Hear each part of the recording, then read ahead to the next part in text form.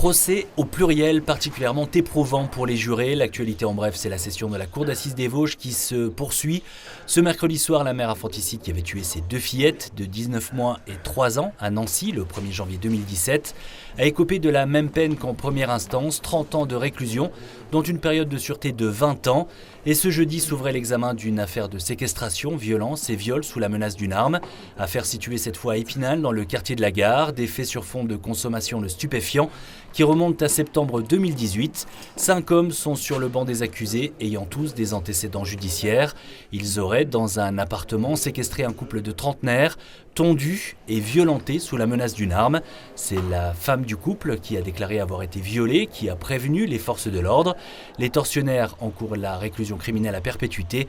Verdict attendu vendredi 8 avril.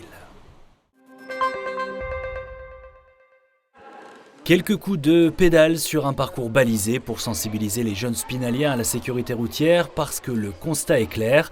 En 2021, dans les Vosges, 16 accidents dont 2 mortels concernaient des cyclistes. C'est donc au centre des congrès à Épinal que cette semaine, et plus tard, après les prochaines vacances, plus de 500 élèves de CM2 passeront par ces ateliers proposés par la municipalité et les services de la préfecture, avec au programme un parcours de vélo, une formation au premier secours, mais également des moments d'échange avec notamment des policiers et des membres de la protection civile sur les risques de la route.